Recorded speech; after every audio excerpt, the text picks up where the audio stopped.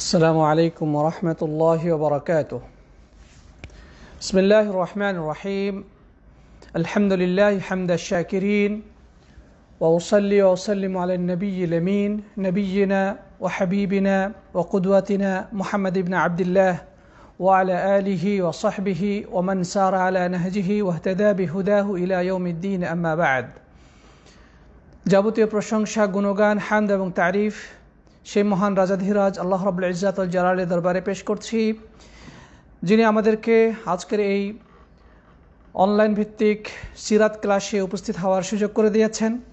আসুন আমরা সেই মহান রব্বুল আলামিনের শাহী দরবারে হৃদয়ের সবটুকু তাজিম মিশিয়ে কালিমাতুশ শুকর তথা কৃতজ্ঞতা বাণী উচ্চারণ করি। আমরা সকলেই পড়ি আলহামদুলিল্লাহ। অতঃপর সালাত সালাম এবং অবারিত শান্তির ধারা বর্ষিত হোক প্রাণপ্রিয় নবী, সর্বশেষ এবং সর্বশ্রেষ্ঠ রাসূল খাতামুল আম্বিয়া রাহমাতুল আলামিন নবী মুহাম্মদ রাসূলুল্লাহ সাল্লাল্লাহু আলাইহি ওয়াসাল্লামের প্রতি। আসুন আমরা প্রিয় নবীর প্রতি হৃদয়ের সবটুকু ভালোবাসা উজাড় করে সালাত সালাম পেশ করি। সকলে পড়ি সাল্লাল্লাহু আলাইহি ওয়াসাল্লাম। মোহতারাম মুআজ্জাজ প্রাণপ্রিয় দর্শক, শ্রোতা, দিনী ভাই, বোন এবং বন্ধুগণ, এই মুহূর্তে যারা আমাদের সাথে লাইভে যুক্ত হয়েছেন সবাইকে আমি জানাচ্ছি অনেক অনেক প্রীতি, শুভেচ্ছা এবং আন্তরিক মোবারকবাদ।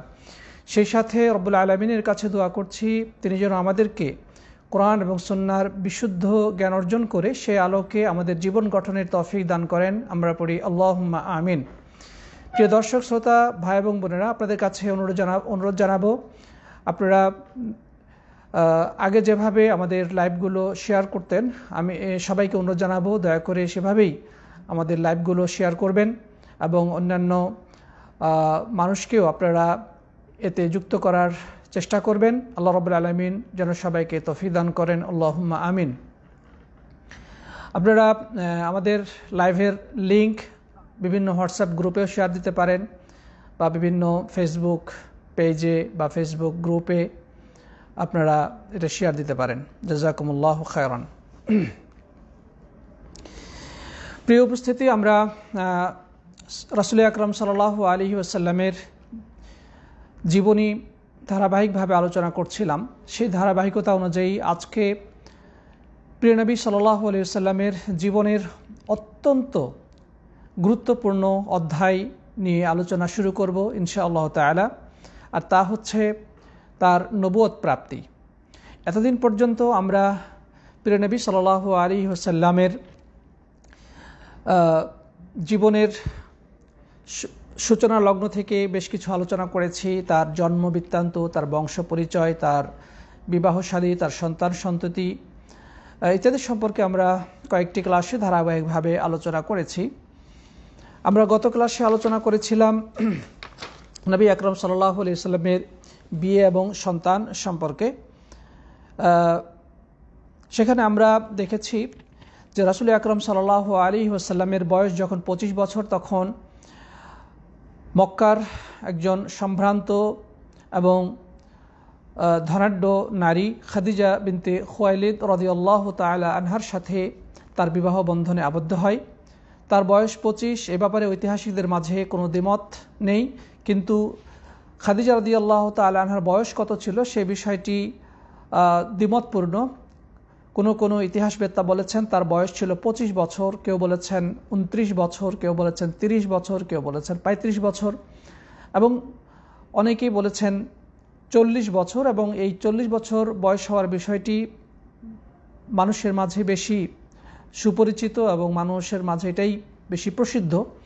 তবে গবেষকদের দৃষ্টিতে 40 বছর বয়স হওয়ার বিষয়টি একটু সন্দেহপূর্ণ, বরং সনদের দিক থেকে এবং বিভিন্ন পারিপার্শ্বিক অবস্থার বিবেচনায় তার বয়স আরও কম হওয়াটাই বেশি অধিক নির্ভরযোগ্য এবং বেশি গ্রহণযোগ্য। যাই হোক, সেটা হতে পারে 25 অথবা 29, তবে 40 হওয়ার বিষয়টি অনেক ঐতিহাসিক এ ব্যাপারে সন্দেহ পোষণ করেছেন। তো যাই হোক, সেটি তার বয়স যাই হোক না কেন, এটি আমাদের ঈমান আমলের সাথে সম্পৃক্ত নয়, সুতরাং এটি আমাদের জন্য খুব বেশি গুরুত্বপূর্ণ নয়। তো নবী আকরাম সাল্লাল্লাহু আলাইহি ওয়াসাল্লাম মা জননী খাদিজা রাদিয়াল্লাহু তাআলা আনহার সাথে বিবাহ বন্ধনের পর প্রায় 25টি বছর সংসার করেছেন। যতদিন পর্যন্ত তিনি বেঁচে ছিলেন তিনি দ্বিতীয় বিবাহ করেন নাই। নবুয়তের 10ম বর্ষে তিনি যখন মৃত্যুবরণ করেন, এরপরে আল্লাহ রাসূল সাল্লাল্লাহু আলাইহি সাল্লাম অন্যান্য স্ত্রীদের সাথে বিবাহ বন্ধনে আবদ্ধ হন। তো এই বিবাহ বন্ধনের পরে তাদের মাঝে ভালোবাসা, আন্তরিকতা, সহানুভূতি এবং সুসম্পর্ক ছিল অনন্য, তুলনাবিহীন। এবং আল্লাহ সুবহানাহু ওয়া তাআলা তাদের দাম্পত্য জীবনে দান করেছিলেন একে একে 6টি সন্তান, 2 জন ছেলে এবং 4 জন মেয়ে। ছেলে 2 জন হচ্ছে একজন কাসেম, আর এদিকেই নিসবত করে রাসূল আকরাম সাল্লাল্লাহু আলাইহি সাল্লামের কুনিয়ত ছিল আবুল কাসেম। আল্লাহ নবী সাল্লাল্লাহু আলাইহি সাল্লামকে আবুল কাসেম বলে ডাকা হতো, মানে কাসেমের বাবা, কাসেমের পিতা। আরেকজন সন্তান হচ্ছে আবদুল্লাহ। এই আবদুল্লাহর উপনাম ছিল তাইয়্যিব এবং তাহের, মানে পবিত্র। আর আরও 4 জন মেয়ে, সে মেয়েগুলো হচ্ছে জৈনব, রুকাইয়া, উম্মে কুলসুম এবং ফাতিমা রাদিয়াল্লাহু তাআলা আনহুন। তো এই 6 জন সন্তানের ধারাবাহিকতা ঐতিহাসিকগণ উল্লেখ করেছেন এভাবে: প্রথম সন্তান হচ্ছে কাসেম, তারপরে ধারাবাহিকভাবে 4 জন মেয়ে, কাসেমের পরে ধারাবাহিকভাবে 4 জন মেয়ে, একটা হচ্ছে জৈনব, তারপরে হচ্ছে রুকাইয়া, তারপরে হচ্ছে উম্মে কুলসুম, তারপরে ফাতিমা, এবং সর্বশেষ হলো প্রিয় নবী সাল্লাল্লাহু আলাইহি ওয়াসাল্লামের সবচেয়ে ছোট ছেলে আবদুল্লাহ, যাকে তাইয়্যিব এবং তাহেরও বলা হয়ে থাকে। তো এই 6 জন সন্তান আল্লাহ সুবহানাহু ওয়া তাআলা খাদিজা রাদিয়াল্লাহু তাআলা আনহার গর্ভে দান করেছিলেন প্রিয় নবী সাল্লাল্লাহু আলাইহি ওয়াসাল্লামের মাধ্যমে। আর আরেকজন সন্তান ছিল নবী সাল্লাল্লাহু আলাইহি ওয়াসাল্লামের, তার নাম হচ্ছে ইব্রাহিম। তিনি এসেছিলেন মারিয়া কিবতিয়ার গর্ভে। তো যাই হোক, এই 6 জন সন্তানের মধ্যে প্রিয় নবী সাল্লাল্লাহু আলাইহি ওয়াসাল্লামের জীবদ্দশায় সকলেই দুনিয়া থেকে বিদায় গ্রহণ করেছিলেন, একমাত্র ফাতিমা রাদিয়াল্লাহু তাআলা আনহা ব্যতিরেকে। ফাতিমা রাদিয়াল্লাহু তাআলা আনহা নবী সাল্লাল্লাহু আলাইহি ওয়াসাল্লামের ইন্তিকালের 6 মাস পরে দুনিয়া থেকে বিদায় নিয়েছিলেন। তো যাই হোক, এই হচ্ছে নবী আকরাম সাল্লাল্লাহু আলাইহি ওয়াসাল্লামের 6 জন সন্তান। এরপরে রাসূল করিম সাল্লাল্লাহু আলাইহি ওয়াসাল্লামের বয়স যখন 35 বছর, তখন মক্কার কুরাইশরা সিদ্ধান্ত নিল কাবাঘর পুনর্নির্মাণ করার জন্যে বা সংস্কার করার জন্যে। তখন আরবের বিভিন্ন গোত্রে ঘোষণা দেওয়া হলো তাদের সবচেয়ে পবিত্র অর্থ থেকে যেন এই কাবাঘর নির্মাণে সকলেই অংশগ্রহণ করে। তারা বিভিন্ন গোত্রের লোকজন কাবাঘর পুনর্নির্মাণ বা সংস্কারে অংশগ্রহণ করল। তবে নির্মাণ কাজ শেষ হওয়ার পরে হাজরে আসওয়াদ বা কালো পাথর কাবাঘরে যথাস্থানে পুনর্স্থাপন করার ক্ষেত্রে দেখা গেল চরম মতবিরোধ। বিভিন্ন গোত্রের লোকেরা চাইতো যে এই সর্বশেষ কাজটা তারাই সম্পন্ন করবে এবং এর মাধ্যমে তারা সৌভাগ্যের অধিকারী হতে চায়। এই বিষয়ে তাদের মাঝে চরম মতবিরোধ দেখা দিল, এমনকি যুদ্ধাবস্থা এর সৃষ্টি হলো, রক্তপাত এবং হানাহানি হওয়ার উপক্রম হলো। যাই হোক, পরিশেষে তারা একটি বিষয়ে একমত হলো যে আগামীকাল মক্কার মধ্যে কাবাঘরে প্রবেশে বাবে সাইবা বা সাইবা গেট দিয়ে যে ব্যক্তি কাবাঘরে প্রবেশ করবে তার সিদ্ধান্তই চূড়ান্ত সিদ্ধান্ত বলে গণ্য হবে এবং তিনি যা সিদ্ধান্ত দিবেন সকল গোত্র বিনা প্রশ্নে তা মেনে নিতে বাধ্য থাকবে। তো অবশেষে আল্লাহ সুবহানাহু ওয়া তাআলা ফয়সালা অনুযায়ী সেই গেট দিয়ে আল্লাহ রসুল সাল্লাল্লাহু আলাইহি ওয়াসাল্লাম প্রবেশ করলেন। তিনি তখন ৩৫ বছরের একজন যুবক, তিনি তখন নবুয়ত প্রাপ্ত হননি। তিনি সবার কাছে সমাদৃত ছিলেন, সবাই তাকে ভালোবাসত। তিনি সমাজে বিশ্বস্ত, সত্যবাদী, উত্তম চরিত্রের অধিকারী, পরোপকারী ইত্যাদি হিসেবে সুপরিচিত ছিলেন। তো রাসূল আকরাম সাল্লাল্লাহু আলাইহি ওয়াসাল্লাম কাবা ঘরে প্রবেশ করার সাথে সাথেই সেই বিবাদমান গ্রুপগুলো আনন্দিত হয়ে গেল। তারা বলল, যা আল আমিন, যা আল আমিন, বিশ্বস্ত ব্যক্তি এসে গেছে, সুতরাং তার ফয়সালাই আমরা মেনে নিতে প্রস্তুত। প্রিয় নবী সাল্লাল্লাহু আলাইহি সাল্লাম অত্যন্ত বুদ্ধিমত্তার সাথে এই সমস্যার সমাধান করলেন। তিনি একটি চাদর আনতে বললেন এবং চাদরে হাজরে আসওয়াদকে নিজের পবিত্র হাত দ্বারা রেখে বিবাদমান গ্রুপগুলোর প্রতি বলা হলো যে আপনারা আপনাদের প্রতিনিধি পাঠান এবং প্রত্যেক গোত্রের একজন প্রতিনিধি এই চাদর ধরবে। তো সেই কথা অনুযায়ী সকল গোত্র তাদের প্রতিনিধির মাধ্যমে এই চাদর ধরল এবং সেটি কাবার সন্নিকটে নিয়ে যাওয়া হলো। তখন প্রিয় নবী সাল্লাল্লাহু আলাইহি ওয়াসাল্লাম নিজ হস্তে সে হাজরে আসওয়াদ উত্তোলন করে কাবার সেই কর্নারে স্থাপন করলেন, যা অদ্যাবধি বিদ্যমান রয়েছে। হাজিগণ বা উমরা আদায়কারীগণ যখন মক্কায় গমন করেন তখন সেই হাজরে আসওয়াদে অনেকেই চুমু খান অথবা দূর থেকে হাতের ইশারা করেন। প্রিয় সাথী বন্ধুগণ, তো এভাবে আল্লাহ সুবহানাহু ওয়া তাআলা প্রিয় নবীর মাধ্যমে আরবের বিবাদমান গ্রুপগুলোকে এক রক্তক্ষয়ী সংঘর্ষের হাত থেকে রক্ষা করলেন। আল্লাহ রাসূল সাল্লাল্লাহু আলাইহি ওয়াসাল্লাম অত্যন্ত বিচক্ষণতার মাধ্যমে এই ক্ষেত্রে সমস্যার সমাধান দান করলেন। এর দ্বারা রাসূল করিম সাল্লাল্লাহু আলাইহি ওয়াসাল্লামের বলিষ্ঠ নীতি এবং তীক্ষ্ণ বুদ্ধির জ্বলন্ত প্রমাণ পাওয়া যায়। তাছাড়া নবুয়ত প্রাপ্তির আগে তিনি সমাজের বিভিন্ন প্রয়োজনে মানুষের পাশে গিয়ে দাঁড়াতেন, বিভিন্ন সমস্যার সমাধানে অগ্রণী ভূমিকা পালন করতেন, সেটাও প্রমাণিত হয়। নবী হওয়ার পূর্বে প্রিয় নবী সাল্লাল্লাহু আলাইহি ওয়াসাল্লামের চারিত্রিক গুণাবলী সুপরিচিত ছিল সবার কাছে।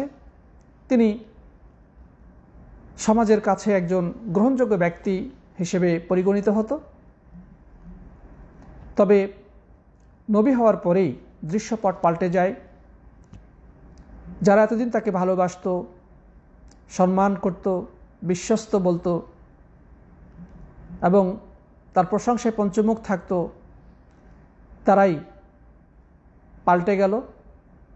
নবী আকরাম সাল্লাল্লাহু আলাইহি ওয়াসাল্লামের প্রকাশ্য বিরোধিতা শুরু করলো, তাকে নিয়ে অনেক বাজে কথাবার্তা বলতে শুরু করলো, তার বিরুদ্ধে নানা অপপ্রচার শুরু করলো, তাকে মিথ্যাবাদী, পাগল, কবি, গণক ইত্যাদি বলে অভিযোগ দেওয়া শুরু করলো। তো এটি হচ্ছে হক এবং বাতিলের পার্থক্য। আপনি যদি নিজে নিজে সমাজে ভালো হয়ে চলেন, আপনাকে কেউ কিছু বলবে না, কিন্তু যখনই আপনি মানুষকে সংশোধন করার জন্য পথে নামবেন, মানুষকে সত্যের দিকে আহ্বান জানাতে শুরু করবেন, মানুষের মাঝে যে সমস্ত অন্যায়, অপকর্ম, পাপাচার রয়েছে সেগুলোর বিরোধিতা শুরু করবেন, তখনই সেই মানুষগুলোর মুখোশ উন্মোচিত হয়ে যাবে। তখন তারাই আপনার বিরোধিতা শুরু করবে এবং নানা অভিযোগে আপনাকে অভিযুক্ত করবে। এটি হচ্ছে পৃথিবীর নিয়ম।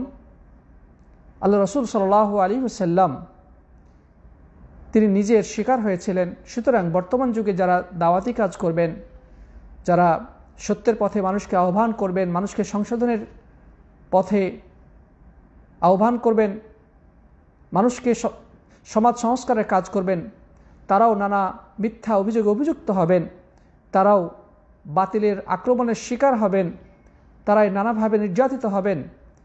এটাই স্বাভাবিক, এটি নবী রাসূলদের সুন্নাহ। যুগে যুগে সমস্ত নবী রাসূলগণ এভাবেই নিজের কওমের লোক দ্বারা, নিজের আত্মীয় স্বজন, নিজের বন্ধু বান্ধব এদের দ্বারাই নানাভাবে নিপীড়িত, নির্যাতিত হয়েছিলেন।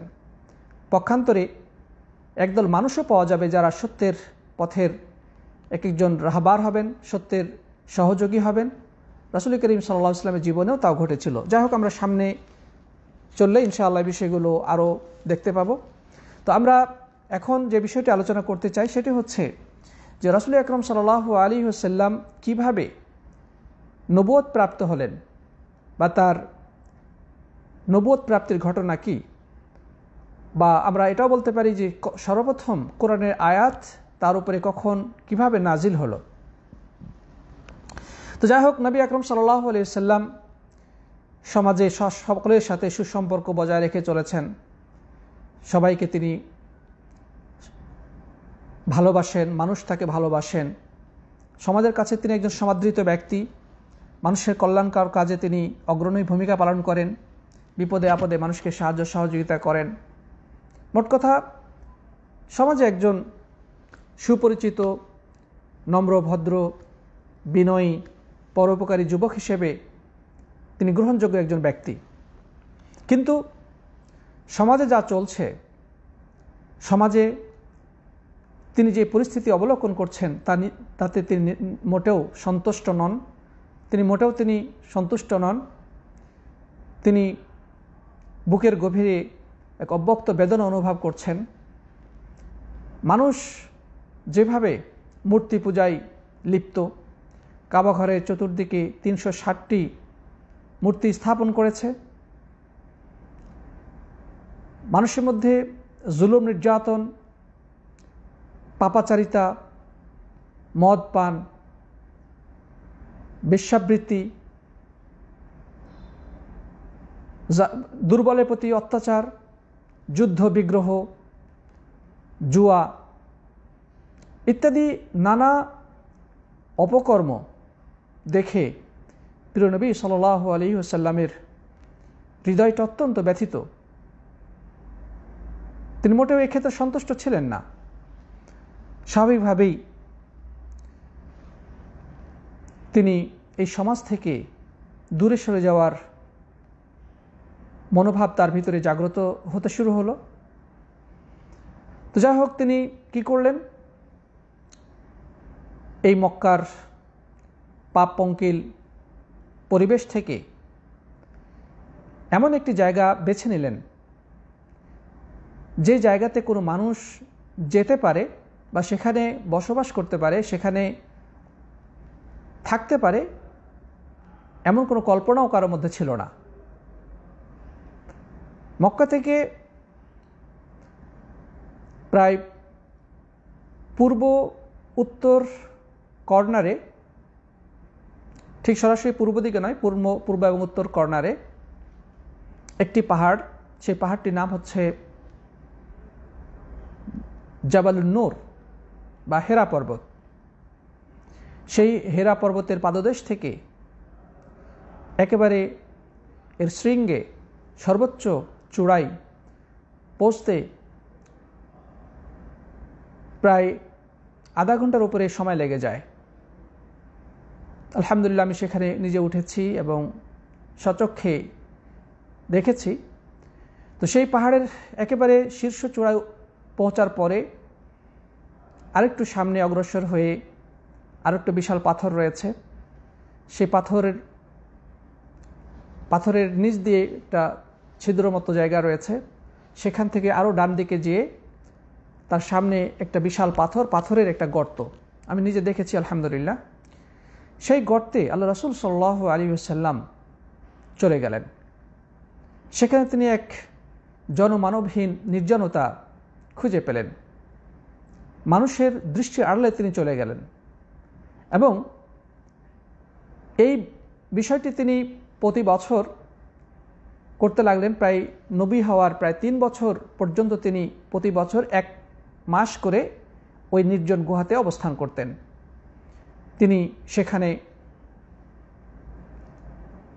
এই বিশ্বের এই বর্তমান জাহেলিয়াতের যে ভয়াবহ অন্ধকার, সেই বিষয় নিয়ে চিন্তা করতেন। কিভাবে এই অন্ধকারের উত্তরণ হবে, কিভাবে এই অন্ধকার বিদূরিত হবে এবং সত্যের আলো প্রজ্বলিত হবে, সেই চিন্তায় তিনি সেখানে বিভোর থাকতেন।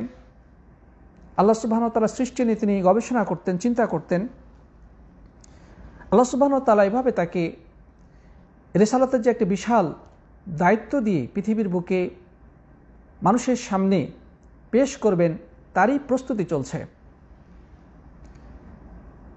তো যাই হোক, হাদিসে বর্ণিত হয়েছে যে নবী আকরাম সাল্লাল্লাহু আলাইহি ওয়াসাল্লাম সেখানে কি করতেন এবং নবী হওয়ার প্রেক্ষাপট এবং পরিস্থিতিটা কী ছিল, সহিহ বুখারীর হাদিসে এটি বিস্তারিত বর্ণিত হয়েছে। আমরা আসুন সেই হাদিসটি সরাসরি পড়ি এবং সেখান থেকেই সেই অবস্থাটা আমরা জানার চেষ্টা করি এবং সেই ঘটনাটা বোঝার চেষ্টা করি। প্রিয় সাথী বন্ধুগণ, মা জননী আয়েশা রাদিয়াল্লাহু তাআলা থেকে এই হাদিসটি বর্ণিত হয়েছে। তিনি বলছেন যে কানা আউয়াল মা বুদিআ বিহি রাসূলুল্লাহ সাল্লাল্লাহু আলাইহি ওয়াসাল্লাম মিনাল ওয়াহী আর-রু'য়া আস-সাদিকা ফিন-নাওম। আল্লাহ রাসূল সাল্লাল্লাহু আলাইহি ওয়াসাল্লামের নিকটে সর্বপ্রথম ওহীর যে সূচনা হয় সেটি ছিল ঘুমের মধ্যে সত্য স্বপ্ন। কি বলছেন? মা জননী আয়েশা রাদিয়াল্লাহু তাআলা আনহা বলছেন যে ওয়াহী আল্লাহর পক্ষ থেকে প্রত্যাদেশ তার কাছে আসা শুরু হয়, সেটা সূচনা হয়েছিল ঘুমের মধ্যে সত্য স্বপ্ন দেখার মাধ্যমে। ফাকানা লা ইয়ারা রু'য়া ইল্লা জাআত মিথলা ফালাকিস সুবহ। তো ব্যাপারটা এমন ছিল যে তিনি ঘুমের ঘোরে যে স্বপ্ন দেখতেন দিনের বেলায় তা প্রভাতের আলোর মতোই স্বচ্ছ এবং পরিষ্কারভাবে প্রস্ফুটিত হয়ে যেত। অর্থাৎ রাতের স্বপ্নটা দিনের বেলায় পরিষ্কারভাবে সকালের শুভ্র আলোর মতো দেখা যেত এবং সেটা বাস্তবায়ন ঘটত। কারণ সেটা তো মূলত ওয়াহী। স্বপ্ন মানুষ অনেক আজে বাজে কিছু দেখে, মানুষের কল্পনার দৃশ্যগুলো স্বপ্নের মাধ্যমে কখনো কখনো ভেসে ওঠে। শয়তান মানুষকে নানা আজে বাজে স্বপ্ন দেখায়, কিন্তু আল্লাহ নবী সাল্লাল্লাহু আলাইহি সাল্লাম ঘুমের ঘরে যা দেখতেন তা ছিল চূড়ান্ত সত্য, সকালের আলোর মতো স্পষ্ট। মূলত তা ছিল আল্লাহর পক্ষ থেকে ওয়াহী। নবী আকরাম সাল্লাল্লাহু আলাইহি ওয়াসাল্লামের মোট নবুয়তি জিন্দেগি হচ্ছে 23 বছর। তার মধ্যে এই সূচনা লগ্নে তিনি স্বপ্নের মারফতেই আল্লাহর পক্ষ থেকে ওহী প্রাপ্ত হতেন এবং এই অবস্থাটা 6 মাস ব্যাপী চলেছে। অর্থাৎ জিবরাইল আমিন তার কাছে আসার আগে স্বপ্নের মারফতে আল্লাহর পক্ষ থেকে ওহী প্রাপ্ত হতে লাগলেন এবং এই অবস্থাটা প্রায় 6 মাস অতিবাহিত হলো। এরপরে নবী আকরাম সাল্লাল্লাহু আলাইহি ওয়াসাল্লাম কি করলেন? সুম্মা হুব্বিবা ইলাইহিল খালা। আল্লাহর নবীর কাছে নির্জনতা পছন্দ হতে লাগলো। তার কাছে নির্জন সময় কাটানোটাই প্রিয় হয়ে উঠল। তাকে ভালো লাগে না এই পাপ পঙ্কিল দুর্গন্ধময় এই অন্ধকার পরিবেশে তিনি বসবাস করতে তার মন চায় না। তিনি এই সব কিছু ফেলে তিনি নির্জনে কোথাও যেতে চান। ফাকানা ইয়াখলু বিগারি হিরা ইয়াতাহান্নাসু ফিহি ওয়া হুয়া আত-তা'আব্বুদ আল-লায়ালি উলাতি আল-আদাদ ক্বাবলা আন ইয়ারজি'a ইলা আহলিহি। এরপরে তিনি সিদ্ধান্ত নিলেন হেরা পর্বতে অবস্থান করার। হেরা পর্বতে অবস্থান করার তিনি সিদ্ধান্ত নিলেন এবং সেখানে গিয়ে তিনি একাধারে কয়েক রাত্রি পর্যন্ত আল্লাহর ইবাদত বন্দেগী করতেন। দিন রাত সেখানে থাকতেন এবং সেখানে তিনি ইবাদত বন্দেগী করতেন। এরপরে কয়েক রাত্রি সেখানে অতিবাহিত করার পরে, কয়েক দিন বা কয়েক রাত অতিবাহিত করার পরে তার স্ত্রীর কাছে তিনি ফিরে আসতেন। কিভাবে ইবাদত করতেন, কী ইবাদত করতেন এই বিষয়ে বিস্তারিত পাওয়া যায় না। তবে ঐতিহাসিকগণ বলেছেন যে যেহেতু ইব্রাহিম আলাইহিসসালামের রেখে যাওয়া আদর্শ আরবের বুকে তখনও কিছুটা হলেও বিদ্যমান ছিল, তো হয়তোবা তিনি সেই আলোকে আল্লাহ তাআলার ইবাদত বন্দেগী করতেন। কেন যে হাদিসে বলা হয়েছে ইয়াতাহান্নাস, ইয়াতাহান্নাস মানে হচ্ছে ইয়াতাআব্বাদ, আল্লাহ তাআলা ইবাদত করতেন। যদিও ইবাদতের ধরন প্রকৃতি কী ছিল সে ব্যাপারে বিস্তারিত কোনো তথ্য পাওয়া যায় না। যাই হোক, তিনি সেখানে একাধারে কয়েকদিন কয়েক রাত অবস্থান করতেন। ওয়ায়াতাজাওয়াদু লিযালিক, সেখানে তিনি কি খেতেন, কি পান করতেন, এই কয়েকদিন তিনি সেখানে তার পানাহারের জন্য এবং তার প্রয়োজনীয় যে সমস্ত কাপড় দরকার বা জীবনযাত্রার জন্য যা কিছু দরকার সেগুলো তিনি কয়েক দিনের জন্য বাড়ি থেকে সেগুলো নিয়ে চলে যেতেন এবং সেখানেই খেতেন এবং সেখানেই অবস্থান করতেন, সেখানে রাত কাটাতেন। ثم يرجع إلى خديجة فيتزود لمثلها, এরপরে তিনি ওগুলো পাথেয় বা তার প্রয়োজনীয় যে সকল জিনিস তিনি নিয়ে যেতেন সেগুলো শেষ হয়ে গেলে আবারও ফিরে আসতেন তার প্রিয়তমা স্ত্রী খাদিজা রাদিয়াল্লাহু তাআলার কাছে এবং সেগুলো আবারও নিয়ে আবারও কয়েকদিনের জন্যে সেই জাবালুন নূরের হেরা গুহায় চলে যেতেন।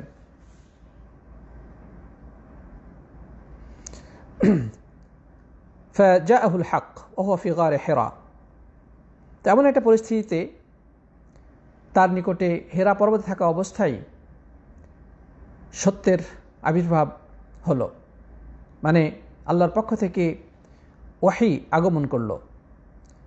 তো যাই হোক, এই ব্যাপারে বলা হয়েছে সেটা সময়টা কখন ছিল, সেটা ছিল রমজান মাস। রমজান মাসের 21 তারিখ সোমবার দিবাগত রাত, 21 তারিখ দিবাগত সোমবার দিবাগত রাত। যেমন আমরা অন্য একটা হাদিসে এর আগে উল্লেখ করেছিলাম যে নবী আকরাম সাল্লাল্লাহু আলাইহি ওয়াসাল্লাম সোমবারের দিন রোজা থাকতেন। তাকে জিজ্ঞাসা করা হলো যে হে রাসূল, আপনি কেন এই দিন রোজা থাকেন? তখন তিনি কি বলেছিলেন? তিনি বলেছিলেন যে যাকা ইয়াউমুন বুইসতু ফীহি ওয়া উনজিলা আলাই আও কামা ক্বালা আলাইহিস সালাম, যে এই দিনেই আমি আল্লাহর পক্ষ থেকে নবুয়ত প্রাপ্ত হয়েছিলাম বা আমি নবী হয়েছিলাম এবং আমার উপরে কোরআন আয়াত নাজিল হয়েছিল, মানে সোমবারের দিন। যাই হোক, সেটা ছিল রমজান মাসের 21 তারিখ, তার মানে 20 তারিখ অতিবাহিত হয়ে যে রাতটা আসে সেটা হচ্ছে 21শে রাত। আর আমরা জানি যে আল্লাহ সুবহানাহু ওয়া তাআলা রমজান মাসের কদরের রাত্রে কোরআন নাজিল করেছেন, আর কদর রাত্রি হচ্ছে রমজানের শেষ দশকের বেজোড় রাত্রি। যাই হোক, এই বর্ণনা অনুযায়ী যেটা পাওয়া যায় সেটা হচ্ছে যে রমজানের 21 তারিখ সোমবার দিবাগত রাত্রে, মানে 20 তারিখ দিবাগত রাত্রে অর্থাৎ 21 তারিখের রাত্রে তার কাছে সর্বপ্রথম জিবরাইল আমিন আবির্ভাব করেন। জিবরাইল আমিন তার কাছে আসেন। আর খ্রিস্টীয় বর্ষ অনুযায়ী সেটা ছিল 610 খ্রিস্টাব্দের 10ই আগস্ট, 610 খ্রিস্টাব্দের 10ই আগস্ট। চান্দ্র মাসের হিসাব মোতাবেক সে সময় প্রিয় নবী সাল্লাল্লাহু আলাইহি সাল্লামের বয়স ছিল 40 বছর 6 মাস 12 দিন। তার মানে প্রিয় নবী সাল্লাল্লাহু আলাইহি সাল্লামের বয়স যখন 40 বছর, তখন তার কাছে সর্বপ্রথম আল্লাহর পক্ষ থেকে ওহী নিয়ে জিবরাইল আমিন আগমন করেন। তো যাই হোক, হাদিসে বলা হচ্ছে যে ফাজাআহুল মালাক, জিবরাইল আমিন ফেরেশতা তার কাছে আগমন করলেন। ফাকালা ইকরা, এসে বললেন যে পাঠ করো। ক্বালা মা আনা বিকারি, তিনি বললেন যে আমি তো পড়তে জানি না, আমি কখনো পড়াশোনা করি নাই। আর নবী আকরাম সাল্লাল্লাহু আলাইহি ওয়াসাল্লাম তিনি কখনো কোনো বই পুস্তক পাঠ করেননি বা অক্ষর জ্ঞান তার ছিল না। আরবের অধিকাংশ মানুষই অক্ষর জ্ঞানহীন ছিলেন, অর্থাৎ তিনি দেখে পড়তে পারতেন না, যার কারণে তাকে উম্মি বলা হয়ে থাকে। তো নবী আকরাম সাল্লাল্লাহু আলাইহি ওয়াসাল্লাম জিবরাইল আমিনকে বললেন মা আনা বিকারি, আমি পড়তে জানি না। قال فأخذني فغطني حتى بلغ مني الجهد নবী সাল্লাল্লাহু আলাইহি ওয়াসাল্লাম বললেন, নবী সাল্লাল্লাহু আলাইহি ওয়াসাল্লাম বলেছেন যে এরপরে সে জিবরাইল আমিন আমাকে সজোরে চেপে ধরলেন, এমনভাবে চেপে ধরলেন যাতে আমার খুব কষ্ট অনুভূত হলো, মানে আমি খুব কষ্ট পেলাম, ব্যথা পেলাম, এমনভাবে আমাকে শক্ত করে চেপে ধরলেন সে জিবরাইল আমিন। সুম্মা আরসালানি, এরপরে ছেড়ে দিলেন। ফাকালা ইকরা, এরপরে ছেড়ে দিয়ে আবার বলে যে পাঠ করো। ক্বালা মা আনা বিকারি, এরপর তিনি বলে যে আমি পড়তে জানি না। আবারও জিবরাইল আমিন তাকে সজোরে চেপে ধরলেন, এতে তিনি অনেক কষ্ট পেলেন। তারপরে আবারও ছেড়ে দিলেন, তারপরে বললেন যে ইকরা, পড়ো। আমি বললাম পড়তে জানি না। এভাবে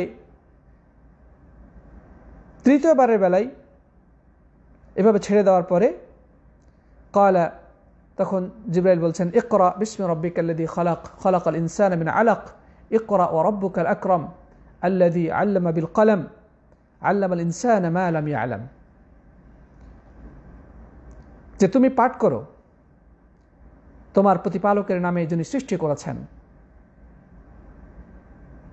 তারপরে জিবরাইল আমিন তাকে পড়তে বললেন। তিনি যখন বললেন যে আমি পড়তে জানি না, তখন জিবরাইল আমিন এই আয়াতগুলো যখন পাঠ করলেন, এর পরে পরে তিনিও সেগুলো পাঠ করলেন। সেগুলো কি? সূরা আলাকের এই প্রথম 5টা আয়াত। ইকরা বিসমি রাব্বিকাল্লাযী খালাক, আল্লাহ বলছেন পাঠ করো তোমার প্রতিপালকের নামে যিনি সৃষ্টি করেছেন। আল্লাযী খালাকাল ইনসানা মিন আলাক ইকরা বিসমি রাব্বিকাল্লাযী খালাক, পাঠ করো তোমার প্রতিপালকের নামে যিনি সৃষ্টি করেছেন। আল্লাযী খালাকাল ইনসানা মিন আলাক, যিনি মানুষকে সৃষ্টি করেছেন জমাট বাঁধা রক্ত থেকে। ইকরা ওয়া রাব্বুকাল আকরাম, পাঠ করো আর জেনে রাখো তোমার প্রতিপালক অত্যন্ত সম্মানিত। আল্লাযী আল্লামা বিল কলম, যিনি শিক্ষা দিয়েছেন কলমের সাহায্যে। আল্লামাল ইনসানা মা লাম ইয়ালাম, তিনি মানুষকে শিক্ষা দিয়েছেন এমন জিনিস যা সে জানত না। আল্লাহু আকবার। এই হচ্ছে কোরআনের সর্বপ্রথম নাজিলকৃত আয়াত। আল্লাহ সুবহানাহু ওয়া তাআলা সাত আসমান থেকে জিবরাইল আমিনের মাধ্যমে প্রিয় নবী সাল্লাল্লাহু আলাইহি ওয়াসাল্লামের নিকটে সরাসরি জিবরাইল আমিনকে প্রেরণ করে সেই নির্জন গুহা হেরা পর্বতে এই 5টি আয়াত প্রেরণ করলেন। এই আয়াতগুলো মূলত মানুষকে অন্ধকার থেকে আলোর পথের দিশা দেওয়ার জন্য যথেষ্ট। আরবে তখন পড়াশোনার কোনো ব্যবস্থা ছিল না, অধিকাংশ মানুষ অক্ষর জ্ঞানহীন ছিল, যার কারণে মানুষের মাঝে অজ্ঞতা, বর্বরতা, নোংরামি এবং পাপাচার ছেয়ে গিয়েছিল। সর্বত্র জুলুম, নির্যাতন এবং অন্যায়ের বেপরোয়া মহড়া চলছিল। সুতরাং এই অন্ধকারকে দূরীভূত করার জন্যে অবশ্যই জ্ঞানের আলো প্রজ্বলিত করতে হবে। এই অজ্ঞতাকে দূরীভূত করার জন্যে অবশ্যই সত্যের মশাল জ্বালাতে হবে। এই অন্যায় পাপাচারকে বন্ধ করতে হলে অবশ্যই আল্লাহর পক্ষ থেকে প্রাপ্ত ওহীর মশাল চতুর্দিকে প্রজ্বলিত করতে হবে এবং এর আলো সবদিকে ছড়িয়ে দিতে হবে। তাই তো আল্লাহ সুবহানাহু ওয়া তাআলা বিশ্ব মানবতার কাছে এই নির্দেশ দিলেন, পাঠ করো, ইকরা, পাঠ করো, পড়ো। কি পড়বে? বিসমি রাব্বিকা, তোমার প্রতিপালকের নামে।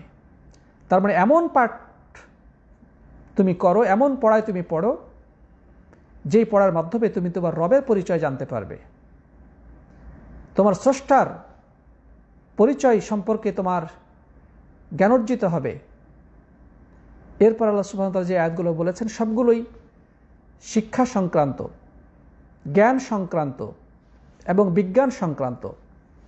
আল্লাহ সুবহানাহু ওয়া তাআলা সেখানে বললেন যে মানুষকে তিনি সৃষ্টি করেছেন জমাট বাঁধা রক্ত থেকে। সে আরবের অশিক্ষার মাঝে মানুষ কিভাবে জানতো যে মানুষের সৃষ্টি হয় জমাট বাঁধা রক্ত থেকে, এই বীর্য মাতৃগর্ভে জমাট বাঁধা রক্ত হয়? এটা তো বিজ্ঞানের আবিষ্কার। মাতৃগর্ভে বীর্য যাওয়ার পরে কয়েকটি স্তর অতিক্রম করে, এটা তো মানুষ পরীক্ষা নিরীক্ষা করে ল্যাবরেটরির মাধ্যমে জানতে পেরেছে। কিন্তু রব্বুল আলামিন, এই বিশ্ব চরাচরের একচ্ছত্র সৃষ্টিকর্তা, পরিচালক, নিয়ন্ত্রক, তিনি তো এই সব কিছুর নিয়ন্ত্রক, তার হাতেই তো সব কিছুর চাবিকাঠি। তিনি তো ভালো করে জানেন কিভাবে মানুষকে সৃষ্টি করেছেন এবং মাতৃগর্ভে কী অবস্থা হয়, তিনি সর্বময় জ্ঞান রাখেন। তাই তো সেই হেরা পর্বতের অন্ধকার গুহার মধ্যেও আল্লাহ নবী সাল্লাল্লাহু আলাইহি ওয়াসাল্লামের কাছে এই তথ্য তিনি দিয়ে দিলেন যে মানুষকে সৃষ্টি করা হয়েছে জমাট বাঁধা রক্ত থেকে। তারপরে আল্লাহ তাআলা বলছেন, ইকরা ওয়া রাব্বুকাল আকরাম, পাঠ করো, নিশ্চয় তোমার প্রতিপালক অত্যন্ত সম্মানিত। আল্লাযী আল্লামা বিল কলম, যিনি শিক্ষা দিয়েছেন কলমের সাহায্যে। এই কলমও হচ্ছে শিক্ষার একটি উপকরণ। আল্লামাল ইনসানা মা লাম ইয়ালাম, মানুষকে তিনি শিক্ষা দিয়েছেন যা সে জানতো না। আসলে আল্লাহ তাআলা যদি আমাদেরকে শিক্ষা না দিতেন, আমরা সবাই অজ্ঞই থেকে যেতাম, আমরা মূর্খ থেকে যেতাম। তিনি আমাদেরকে শিক্ষা দিয়েছেন, তিনি আমাদেরকে পড়তে শিখিয়েছেন, তিনি আমাদেরকে অক্ষর জ্ঞান দান করেছেন। সুতরাং আমাদেরকে সে পড়াই পড়তে হবে, সেই জ্ঞানেই অর্জন করতে হবে যে জ্ঞান দ্বারা স্রষ্টার পরিচয় লাভ করা সম্ভব হয়, যে জ্ঞান দ্বারা এই সৃষ্টিকর্তার সৃষ্টি রহস্য আমরা উপলব্ধি করতে পারি, যে জ্ঞানের মাধ্যমে আমরা আমাদের ভিতরে অন্ধকারকে বিদূরিত করে জ্ঞানের আলো উদ্ভাসিত করতে পারি। আল্লাহ রাব্বুল আলামিন আমাদেরকে সে পড়ার কথাই বলেছেন। যাই হোক, হাদিসে তারপরে বলা হচ্ছে, ফারাজা বিহা রাসূলুল্লাহ সাল্লাল্লাহু আলাইহি ওয়াসাল্লাম তারজুফু বাওয়াদিরুহু হাত্তা দাখালা আলা খাদিজা রাদিয়াল্লাহু তাআলা আনহা। নবী আকরাম সাল্লাল্লাহু আলাইহি ওয়াসাল্লাম এই 5টি আয়াত নিয়ে প্রকম্পিত হৃদয়ে কাঁপতে কাঁপতে তার প্রিয়তমা স্ত্রী খাদিজা রাদিয়াল্লাহু তাআলা আনহার কাছে চলে আসলেন।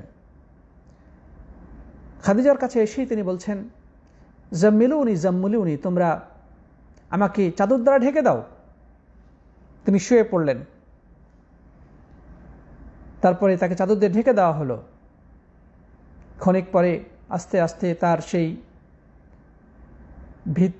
সেই ভয় বা আতঙ্ক যেটা তার মধ্যে ছিল সেটা দূরীভূত হলো। কারণ একে তো নির্জন অবস্থা, সেখানে কোনো মানুষজন নেই, রাত ঘনিয়ে এসেছে, চতুর্দিকে একটা জমাট অন্ধকার, আর সেই একটা পরিস্থিতিতে এক অদৃশ্য সত্তা তার কাছে উপস্থিত। তিনি হচ্ছেন জিবরাইল আমিন, যিনি তাকে কখনোই দেখেন নাই। এমন একটি পরিস্থিতিতে তার কাছে এসে তাকে বলতেছে, পাঠ করো। উনি বলছেন, আমি পড়তে জানি না। তারপরে তিনি তাকে জোরে চেপে ধরেছেন। অন্য বর্ণায় পাওয়া যায় যে মনে হয় যে দম বন্ধ হয়ে যাবে এমন একটা অবস্থা, এমনভাবে শক্ত করে চেপে ধরেছেন, মানে মারা যাবেন এমন অবস্থা। তো স্বাভাবিকভাবেই আল্লাহ নবী তো একজন মানুষ, তিনি ভয় পেয়ে গেছেন, তিনি আতঙ্কগ্রস্ত, তার শরীরে কম্পন সৃষ্টি হয়েছে। তিনি কাঁপতে কাঁপতে খাদিজা রাদিয়াল্লাহু আনহার কাছে এসে বলছেন, জাম্মিলুনি জাম্মিলুনি, আমাকে চাদর দ্বারা ঢেকে দাও। তাকে ঢেকে দেওয়ার পরে কিছুক্ষণ পরে তার সেই ভীতত্রস্ত যে অবস্থাটা সেটা দূরীভূত হয়ে গেল। এরপরে খাদিজা রাদিয়াল্লাহু তাআলা আনহাকে তিনি বললেন, قال لخديجة أي خديجة ما لي, যে খাদিজা আমার কি হলো, আমার কি ঘটে গেল? অন্য বর্ণনা আছে তিনি বললেন ইন্নী খাশিতু আলা নাফসি, তা আমার তো নিজের ব্যাপারে ভয় হচ্ছে, আমি হয়তোবা মারা যাব, আমি হয়তোবা কোনো জিনের দ্বারা আক্রান্ত হলাম, বা আমি কিন্তু অসুস্থ হয়ে পড়লাম, আমার তো মনে হচ্ছে যে আমি মারা যাব। মালি, কি হয়ে গেল আমার? এরপরে খাদিজা রাদিয়াল্লাহু আনহাকে বললেন কি কি ঘটেছিল, সব ঘটনা তিনি তাকে খুলে বললেন। قال لقد خشيت على نفسي قالت له خديجة, এই জায়গাতে একজন বুদ্ধিমতী সঙ্গিনী স্ত্রীর ভূমিকাটা খুবই গুরুত্বপূর্ণ। স্বামী ভীতত্রস্ত অবস্থায় বাহির থেকে তার স্ত্রীর কাছে এসেছেন, তিনি নিজের ব্যাপারে আতঙ্কিত, তিনি যেন বিপদগ্রস্ত। এই অবস্থায় একজন বুদ্ধিমতী নারীর কত প্রয়োজন। আল্লাহ সুবহানাহু ওয়া তাআলা সে কারণেই হয়তোবা তার থেকে বয়স্ক একজন বুদ্ধিমতী নারীকে তার জীবন সঙ্গিনী হিসেবে দান করেছেন। স্বামীর অবস্থা দেখে স্ত্রী যদি নিজেই আরও বেশি ভয় পেয়ে যায়, আরও বেশি আতঙ্কিত হয়ে যায়, তাহলে তো চলবে না। এক্ষেত্রে খাদিজা রাদিয়াল্লাহু তাআলা আনহা একজন যোগ্য উপদেষ্টার কাজ করলেন, একজন পরামর্শদাতা হিসেবে তিনি নিজেকে উপস্থাপন করলেন। খাদিজা রাদিয়াল্লাহু তাআলা আনহা প্রিয় নবী সাল্লাল্লাহু আলাইহি ওয়াসাল্লামকে লক্ষ্য করে বললেন, সান্ত্বনা বাণী দিতে শুরু করলেন। তিনি তাকে নিশ্চয়তা দিয়ে বলছেন, কাল্লা ওয়াল্লাহি লা ইউখজিকাল্লাহু আবাদা, কখনোই নয়, আল্লাহর কসম, আল্লাহ আপনাকে লাঞ্ছিত করবেন না। আপনি সমাজে অপদস্থ হয়ে যাবেন যদি এরকম জিনের আক্রান্ত হন, বা কারণ মানুষ তো সবাই জানে আপনি মক্কা ছেড়ে কোন অদৃশ্য জায়গায়, অজানা জায়গায় আপনি চলে যান, মানুষ আপনাকে কেউ খুঁজে পায় না। তা আপনি যদি এই অবস্থায় মৃত্যুবরণ করেন অথবা কোনো রোগে, কঠিন রোগে আক্রান্ত হয়ে যান, তাহলে তো মানুষের কাছে আপনি লাঞ্ছিত হয়ে যাবেন। তাই সেক্ষেত্রে তিনি তাকে সান্ত্বনা বাণী দিয়ে বলছেন, কাল্লা, কখনোই নাই, লা ইউখজিকাল্লাহু আবাদান, আল্লাহ আপনাকে কখনোই লাঞ্ছিত করবেন না, মানে দৃঢ়তার সাথে তিনি বলছেন। হ্যাঁ, এখানে একজন বুদ্ধিমতী নারী স্বামীর মনকে শক্ত করার জন্যে দৃঢ়তার সাথে তিনি তাকে বলছেন, তাকে সান্ত্বনা দিচ্ছেন যে কখনোই না, আপনি ভয় পাবেন না, আপনি আতঙ্কিত হওয়ার কোনো কারণ নেই আপনার, আল্লাহ আপনাকে লাঞ্ছিত করবেন না। তারপরে তার কয়েকটি বিষয় তিনি উল্লেখ করলেন যে আল্লাহ তাআলা কেন আপনাকে লাঞ্ছিত করবেন। আল্লাহি ইন্নাকা লাতাসিলুর রাহিম ওয়া তাসদুকুল হাদিস, আল্লাহর কসম, আপনি তো আপনার আত্মীয় স্বজন সবার সাথে সুসম্পর্ক বজায় রাখেন, আপনার রক্তের সম্পর্কের সবার সাথে আপনার খুব ভালো সম্পর্ক রয়েছে, সবাইকে আপনি ভালোবাসেন, সবার সাথে আপনার একটা খুব গুড আন্ডারস্ট্যান্ডিং আছে, আপনি সবার সাথে ভালো সম্পর্ক রাখেন। ও তাসদুকুল হাদিস, আপনি একজন সত্যবাদী, কথাবার্তা আপনি সবসময় সত্য কথা বলেন।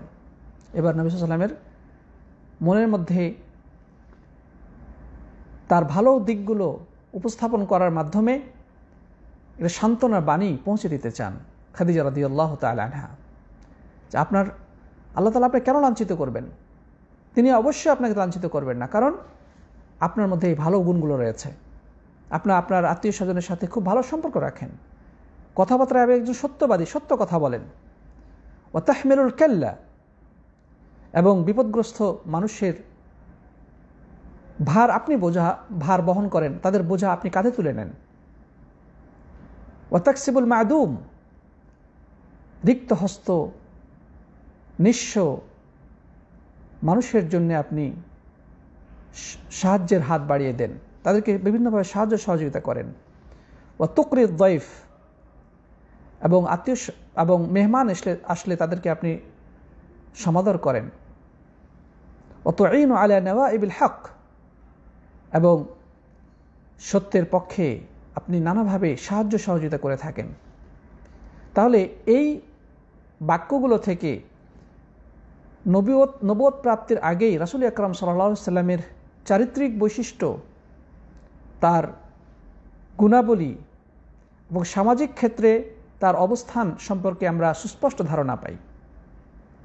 খাদিজা রাদিয়াল্লাহু তাআলা আনহা প্রিয় নবী সাল্লাল্লাহু আলাইহি সাল্লামের বেশ অনেকগুলো চারিত্রিক বৈশিষ্ট্য এবং সামাজিক ক্ষেত্রে তার অবদান ইত্যাদি বিষয়গুলো উপস্থাপন করেছেন। তারপরে তিনি সেখানে থেমে থাকলেন না। বিষয়টি আরও ক্লিয়ার হওয়া দরকার যে কি ঘটেছিল, আসলে সে হেরা পর্বতে কি ঘটল, এটা একটা ব্যাখ্যা জানার দরকার। কারণ বিষয়টি সম্পূর্ণ নতুন। আল্লাহ নবী সাল্লাল্লাহু আলাইহি ওয়াসাল্লাম তিনি নিজে যেহেতু আতঙ্কগ্রস্ত, খাদিজা রাদিয়াল্লাহু তাআলা তিনিও এই বিষয়ে সম্পূর্ণ অজ্ঞ, যেহেতু তার কোনো এই বিষয়ে জ্ঞান নেই। তিনি কার কাছে যাবেন, কাকে, তার এই প্রিয়তম স্বামীকে কোথায় নিয়ে যাবেন? তো তখনকার মক্কায় একজন অতি বৃদ্ধ এবং সম্মানিত পণ্ডিত ব্যক্তি ছিলেন, তার নাম হচ্ছে ওয়ারাকা বিন নওফল। আর আমরা ইতিপূর্বে আলোচনা করেছি যে ওয়ারাকা বিন নওফল খাদিজা রাদিয়াল্লাহু তাআলা আনহার বংশেরই অন্তর্ভুক্ত, মানে সেই বংশেরই মানুষ। তো খাদিজা রাদিয়াল্লাহু তাআলা আনহা এবার প্রিয় নবী সাল্লাল্লাহু আলাইহি ওয়াসাল্লামকে নিয়ে চললেন বনি আসাদ গোত্রের, মানে কুরাইশেরই একটা উপবংশ হচ্ছে, উপগোত্র হচ্ছে বনু আসাদ। সেই বনি আসাদেরই একজন নারী হচ্ছেন খাদিজা রাদিয়াল্লাহু তাআলা আনহা। যাই হোক, তারা যেহেতু একই বংশের এবং ওয়ারাকা বিন নওফল তিনি একজন সম্ভ্রান্ত, একজন বয়োবৃদ্ধ পণ্ডিত ব্যক্তি, তার কাছে তিনি নিয়ে চলে গেলেন। হাত্তা আতাত বিহি ওয়ারাকা ইবনে নওফল ইবনে আসাদ ইবনে আব্দুল উজ্জা। তারপরে ওহা ইবনু আম্মি খাদিজা আখি আবিহা, তিনি হচ্ছেন খাদিজার চাচাতো ভাই, যে ছিল তার যেই চাচা ছিল তার পিতার ভাই, মানে ওয়ারাকা বিন নওফল খাদিজা রাদিয়াল্লাহু তাআলা আনহার চাচাতো ভাই। তারপরে তাকে যে বলছেন ইয়াবনা আখি। যাই হোক, তারপরে ফাকালাত লাহু খাদিজা, খাদিজা তাকে যে বলছেন আই আম ইসমা মিন ইবনে আখিক। আচ্ছা, দুঃখিত, হাদিসে যেটা বলা হচ্ছে সেটা হচ্ছে যে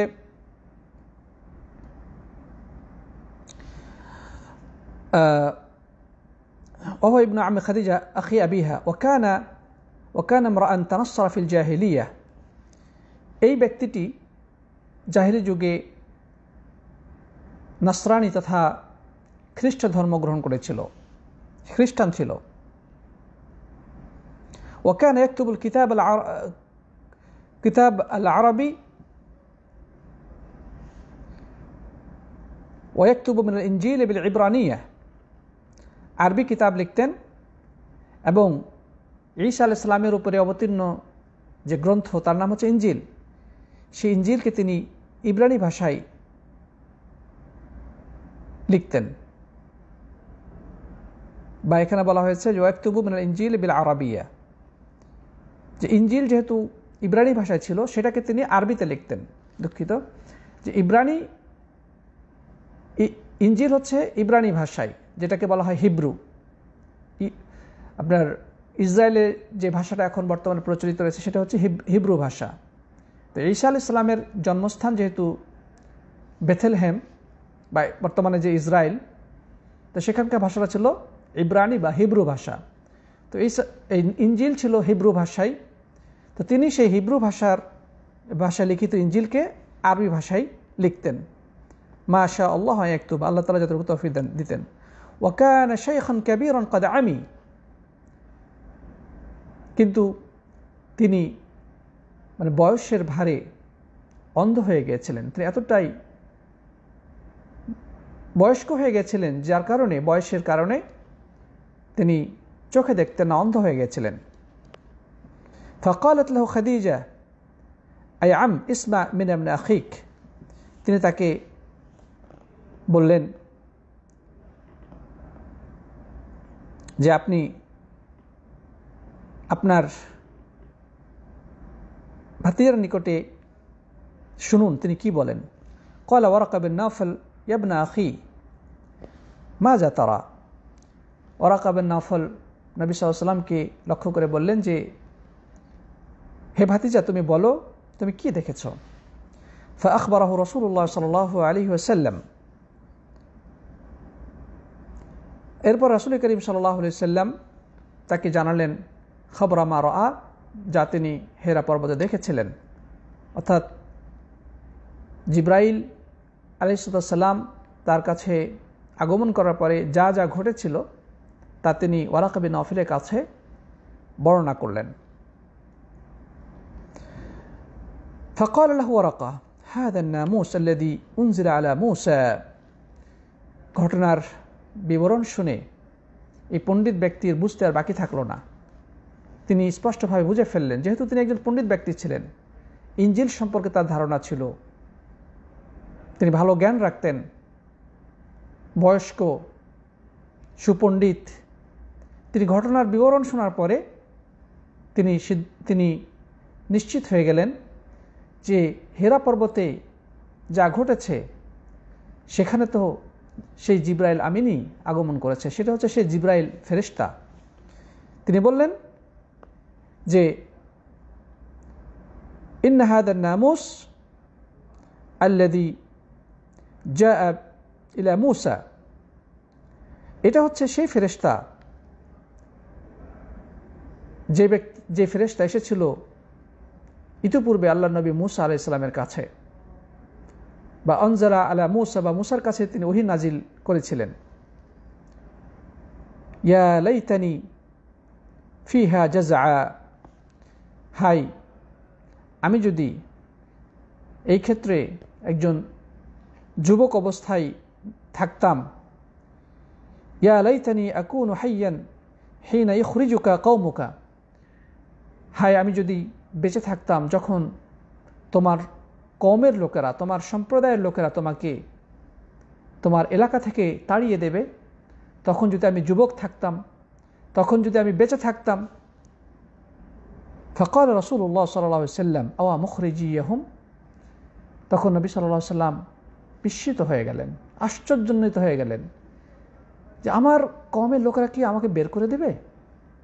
কারণ নিজের কওমে তিনি একজন সম্মানিত ব্যক্তি, বিশ্বস্ত যুবক, পরোপকারী একজন মানুষ হিসেবে সুপরিচিত।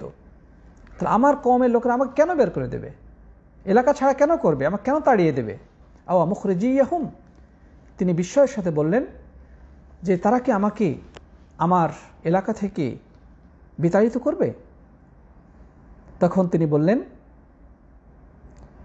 ওয়ারাকা বিন নাওফাল বললেন যে নাম লাম ইয়াতি রাজুলুন কাত্তু বিমা জিতা বিহি ইল্লা উদি। যে তোমার পূর্বে যত নবী রাসূল এসেছিলেন সবার সাথেই শত্রুতা পোষণ করা হয়েছিল। শুধু তুমি কেন, তোমার আগে যত নবী রাসূল তোমার কাছে যা এসেছে, ইতিপূর্বে যে সমস্ত নবী রাসূলের কাছে এসেছিল, মূসা, ঈসা, মূসা, ইব্রাহিম, হুদ, লূত, সালেহ, শুআয়ব, যত নবী রাসূল দুনিয়ার বুকে এসেছিলেন সবার সাথেই শত্রুতা করা হয়েছিল। ওয়া ইন ইউদরিকনি ইয়াউমুকা আনসুরুকা নাসরান মুআজ্জারা। তোমার সেই সময়টায় যদি আমি বেঁচে থাকি তাহলে থেকে আমি আমার সর্বান্তকরণে তোমাকে আমি সাহায্য করব, আমার সর্বশক্তি দিয়ে তোমার পাশে দাঁড়াবো। ওয়ারাকা বিন নাওফাল তাকে এই কথা বললেন। বুখারীর অন্য বর্ণনায় রয়েছে সুম্মা লাম ইয়াতি ইয়ানশাবু ওয়ারাকা আন তুফিয়া। এরপরে কিছুদিন পরেই ওয়ারাকা বিন নাওফাল দুনিয়া থেকে চিরবিদায় গ্রহণ করলেন এবং তার মারা যাওয়ার ফলে রাসূল করিম সাল্লাল্লাহু আলাইহি ওয়াসাল্লাম অত্যন্ত বেদনাহত হয়েছিলেন, তিনি অনেক কষ্ট পেয়েছিলেন। অন্য একটি হাদিসে বর্ণিত হয়েছে রাসূল করিম সাল্লাল্লাহু আলাইহি ওয়াসাল্লাম বলেছেন যে আমি ওয়ারাকা বিন নওফলকে দেখেছি জান্নাতের মধ্যে কাপড় টেনে টেনে ঘুরে বেড়াচ্ছেন। সুবহানাল্লাহ। তার মানে তিনি নবী আকরাম সাল্লাল্লাহু আলাইহি সাল্লামের নবুয়তকে স্বীকৃতি দিয়েছেন এবং সাহায্য করার আগ্রহ ব্যক্ত করেছেন। তিনি আশা পোষণ করেছিলেন যদি বেঁচে থাকেন তাহলে রাসূল আকরাম সাল্লাল্লাহু আলাইহি সাল্লামকে তিনি তার সর্বশক্তি দিয়ে সাহায্য করবেন, বিপদে তার পাশে দাঁড়াবেন। আর তিনি নিজে একজন দ্বীনে হানিফের অনুসারী ছিলেন তথা শিরিক মুক্তভাবে তিনি জীবনযাপন করতেন। খ্রিস্টান ধর্মের অনুসারী ছিলেন কিন্তু তিনি শিরিক করতেন না। এই কারণে যেহেতু আমাদের নবী সাল্লাল্লাহু আলাইহি ওয়াসাল্লামকে নবী হিসেবে মেনে নিয়েছিলেন এবং শিরিক মুক্ত ছিলেন, এই জন্য আল্লাহ সুবহানাহু ওয়া তাআলা তাকে জান্নাতে অধিবাসী করবেন। নবী আকরাম সাল্লাল্লাহু আলাইহি ওয়াসাল্লাম পরবর্তীতে এই ওয়ারাকা বিন নওফলের ব্যাপারে এই সুসংবাদ দিয়ে গেছেন। যাই হোক, এবার আরও অনেক বর্ণনা আছে যে ওয়ারাকা বিন নওফল কবিতাও লিখেছিলেন রাসূল করিম সাল্লাল্লাহু আলাইহি ওয়াসাল্লামের শানে। তো এই দীর্ঘ ঘটনা থেকে আমরা কিভাবে প্রিয় নবীর উপরে ওহী অবতীর্ণ হলো সে বিষয়টি জানতে পারলাম। তো এর পরবর্তীতে নবী আকরাম সাল্লাল্লাহু আলাইহি ওয়াসাল্লাম এর উপরে ওহী আসা বন্ধ থাকলো কিছুদিনের জন্যে, যেন তার মনটা একটু শক্ত হয়। যেহেতু তিনি হেরা গুহায় জিবরাইল আমিন আসার ফলে আতঙ্কিত হয়ে গেছিলেন, তার অন্তরটা দুর্বল হয়ে পড়েছিল, তিনি অনেক ভীতত্রস্ত হয়ে পড়েছিলেন, যার কারণে আল্লাহ রাব্বুল আলামিনের ইচ্ছা অনুযায়ী কয়েকদিন যাবৎ ওহী আসা বন্ধ থাকলো। ইবনে সাদ আব্দুল্লাহ ইবনে আব্বাস রাদিয়াল্লাহু তাআলা থেকে বর্ণনা করতে গিয়ে বলেন যে এই কয়েকদিন যাবৎ ওহী আসা বন্ধ ছিল, হাতে গোনা কয়েকদিন যাবৎ। হাফিজ ইবনে হাজার রাহিমাহুল্লাহ বলেন যে এই ওহীর বিচ্ছিন্নতা কাল ছিল কয়েকদিন। তার উদ্দেশ্য ছিল যেন তার অন্তর থেকে ভয়ভীতি দূর হয়ে যায় এবং পুনরায় ওহী আসার প্রতি তার মনে আগ্রহ সৃষ্টি হয়। যাই হোক, তার ভিতর থেকে দুশ্চিন্তার ছাপ দূরীভূত হয়ে গেল যে না, তিনি আসলে কোনো রোগ ব্যাধিতে বা জিনের দ্বারা আক্রান্ত হন নাই, ভয়ের কোনো কারণ নেই। তিনি দেখতে পেলেন যে সত্য তো তার সামনে প্রতিভাত হচ্ছে, তিনি একজন সত্যিকার নবী হতে যাচ্ছেন এবং নবী হয়েছেন। আল্লাহর পক্ষ থেকে তার কাছে জিবরাইল এসেছেন, সুতরাং তিনি আল্লাহর পক্ষ থেকে নবী হিসেবে গণ্য হয়েছেন, সেটা তিনি স্পষ্টভাবে বুঝতে পারলেন। এবং তার কাছে যে আল্লাহর পক্ষ থেকে ওহী এসেছে, জিবরাইল এসেছে, এটা তিনি গভীরভাবে উপলব্ধি করতে পারলেন ওয়ারাকা বিন নওফলের সেই কথা থেকে। এরপরে নবী আকরাম সাল্লাল্লাহু আলাইহি ওয়াসাল্লাম একদিন পথ চলছেন, ইতিমধ্যে আকাশে একটা আওয়াজ শুনতে পেলেন। ইমাম বুখারী এই হাদিসটি বর্ণনা করেছেন জাবের ইবনে আব্দুল্লাহ রাদিয়াল্লাহু তাআলা আনহু থেকে। তিনি বলেন যে রাসূল করিম সাল্লাল্লাহু আলাইহি ওয়াসাল্লাম ইরশাদ করেছেন যে বাইনামা আনা আমশি ইয সামি'তু সাওতান মিনাস সামা, যে আমি একদিন পথ দিয়ে হাঁটছিলাম, ইতিমধ্যে আসমান থেকে একটি আওয়াজ শুনতে পেলাম। ফারাফা'তু বাসারি, আমি চোখ আসমানের দিকে উত্তোলন করলাম। ফাইদাল মালাকুল্লাযী জাআনি বিহিরা জালিসুন আলা কুরসিয়্যিন বাইনাস সামাই ওয়াল আরদ, এরপর আমি অবাক বিস্ময়ে দেখলাম যে যেই ফেরেশতা হেরা পর্বতে তার কাছে এসেছিলেন, তিনি আসমানের এবং জমিনের মাঝে এক শূন্য স্থানে একটি চেয়ারের মধ্যে বসে আছেন। তিনি আওয়াজ শুনে আকাশের দিকে চোখ তুলে তাকাতেই দেখতে পেলেন সেই হেরা পর্বতের সেই ফেরেশতা, তিনি আসমান এবং জমিনের মাঝে চেয়ারের মধ্যে উপবেশন করে আছেন।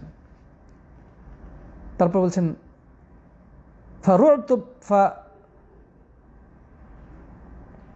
فرعبت منه فجعلت فقلت زملوني زملوني। আমি আবারও ভয় পেয়ে গেলাম। এই অবস্থায় জিবরাইলকে আসমান জমিনের মাঝে এই শূন্য স্থানে চেয়ারের মধ্যে বসে থাকতে দেখে আবারও ভয় পেয়ে গেলাম, আবারও আতঙ্কগ্রস্ত হয়ে পড়লাম। ছুটে গেলাম ঘরে। এরপরে যে বললাম, জাম্মিলুন অনুবাদ আছে দাসিরুনি, তোমরা আমাকে চাদর দ্বারা ঢেকে দাও। তিনি শুয়ে পড়লেন, চাদর দিয়ে তাকে ঢেকে দেওয়া হলো। এরপরে আল্লাহ সুবহানাহু ওয়া তাআলার পক্ষ থেকে ওহী নাজিল হলো তার কাছে, ইয়া আইয়ুহাল মুদ্দাসসির কুম ফাআনযির, হে চাদর আবৃত ব্যক্তি, উঠে দাঁড়াও এবং মানুষকে সাবধান করো। আল্লাহ সুবহানাহু ওয়া তাআলা এই আয়াত নাজিল করলেন, ইয়া আইয়ুহাল মুদ্দাসসির কুম ফাআনযির, হে চাদর আবৃত ব্যক্তি, তোমার শুয়ে থাকার সময় নেই, তুমি এখনো চাদর মুড়ি দিয়ে শুয়ে রয়েছ, উঠে দাঁড়াও এবং মানুষকে সাবধান করো, সতর্ক করো। ওয়ারাব্বাকা ফাকাব্বির, এবং তোমার রবের শ্রেষ্ঠত্ব ঘোষণা করো। ওয়াররুজজা ফাহজুর, এবং ওয়াসিয়াবাকা ফাতাহহির, ওয়াসিয়াবাকা ফাতাহহার, এবং তোমার কাপড়কে তুমি পরিচ্ছন্ন করো। ওয়াররুজজা ফাহজুর, এবং তুমি নাপাকি থেকে দূরে থাকো। সূরা মুদ্দাসসিরের 1 থেকে 5 আয়াত নাজিল হয়ে গেল। তাহলে আল্লাহ সুবহানাহু ওয়া তাআলা এই সূরা মুদ্দাসসিরের এই 5টি আয়াত নাজিলের মাধ্যমে তাকে নির্দেশ দিলেন যে এখন আর শুয়ে থাকার কোনো সুযোগ নেই, তোমাকে উঠে দাঁড়াতে হবে এবং মানুষকে সাবধান করতে হবে, তোমার রবের শ্রেষ্ঠত্বের ঘোষণা দিতে হবে, তোমার কাপড়কে পরিচ্ছন্ন করতে হবে এবং নাপাকি থেকে তোমাকে সাবধান হতে হবে, দূরে থাকতে হবে। শিরকের নাপাকি থেকে দূরে থাকো, কাপড়কে তুমি পবিত্র করো এবং মানুষকে সতর্ক করো যে তোমরা যদি তাওহীদের বাণীকে স্বীকৃতি না দাও, এক আল্লাহ সুবহানাহু ওয়া তাআলাকে একমাত্র উপাস্য হিসেবে, মাবুদ হিসেবে স্বীকৃতি না দাও, তবে তোমাদের জন্য ভয়াবহ জাহান্নামের আগুন অপেক্ষা করছে। এক ভয়াবহ শাস্তির দিকে তোমরা ছুটে চলেছ, সেই শাস্তি তোমাদেরকে গ্রাস করবে তোমরা যদি আল্লাহ রাব্বুল আলামিনের তাওহীদকে উপেক্ষা করো এবং এই সকল মূর্তি পূজায় নিমজ্জিত থাকো, শিরকের এই পঙ্কিলতার মধ্যে হাবুডুবু খাও। তোমাদের জন্য এক ভয়ানক ধ্বংসযজ্ঞ, এক ভয়ানক বিপর্যয় অপেক্ষা করছে। জাহান্নামের আগুন তোমাদের জন্যে দাউ দাউ করে জ্বলছে, সেখানে তোমাদেরকে নিক্ষেপ করা হবে। তুমি মানুষকে এই সাবধান বাণী শুনিয়ে দাও, তোমার রবের শ্রেষ্ঠত্বের ঘোষণা দাও, তিনি হচ্ছেন একমাত্র উপাস্য, ইবাদত পাওয়ার হকদার কেবল তিনি, ইবাদত করতে হলে তারই করতে হবে, তিনি সবচেয়ে বড়, তার থেকে বড় আর কোনো কিছু নেই। এবং তোমার কাপড়কে পবিত্র করো, তোমার নিজেকে তুমি শিরিক থেকে দূরে রাখো, শিরিকের পঙ্কিলতা থেকে নিজেকে পবিত্র রাখো। এভাবে আল্লাহ সুবহানাহু ওয়া তাআলা সূরা মুদ্দাসসিরের মাধ্যমে তাকে রাসূল হিসেবে দায়িত্ব প্রদান করলেন। আলেমগণ বলেছেন, প্রিয় বন্ধুগণ, যে সূরা আলাকের প্রথম 5টি আয়াত নাজিলের মাধ্যমে তিনি নবুয়ত প্রাপ্ত হয়েছিলেন, আর সূরা মুদ্দাসসিরের 5টি আয়াত নাজিলের মাধ্যমে তিনি রাসূল হয়েছেন। প্রিয় বন্ধুগণ, এরপরে আর ওহী বিরতি ছিল না। এরপরে ধারাবাহিকভাবে দীর্ঘ 23 বছর যাবৎ তার উপরে আল্লাহর পক্ষ থেকে ওহী অবতীর্ণ হয় এবং এই পুরা কোরআন তার প্রতি অবতীর্ণ হয়। সহিহ বুখারীতে বর্ণনা রয়েছে। প্রিয় বন্ধুগণ, আমরা আর কথা লম্বা করতে পারছি না, আমাদের এখানে মাগরিবের আজান হয়ে গেল। ইনশাআল্লাহ আমরা পরবর্তীতে ওহীর প্রকারভেদ এবং নবী আকরাম সাল্লাল্লাহু আলাইহি ওয়াসাল্লামের জীবনের পরবর্তী স্টেপ নিয়ে আলোচনা করব। সে পর্যন্ত আল্লাহ তাআলা সবাইকে ভালো রাখুন, সুস্থ রাখুন, সে প্রত্যাশা ব্যক্ত করে আজকের লাইভ ক্লাস থেকে বিদায় নিচ্ছি। দেখা হবে আগামী মঙ্গলবার ইনশাআল্লাহ তাআলা। জাযাকুমুল্লাহ খায়রান। হাদা ওয়া সাল্লাল্লাহু আলা নবিয়িনা মুহাম্মদ ওয়া আলা আলিহি ওয়া সাহবিহি আজমাইন। আসসালামু আলাইকুম ওয়া রাহমাতুল্লাহি ওয়া বারাকাতুহু।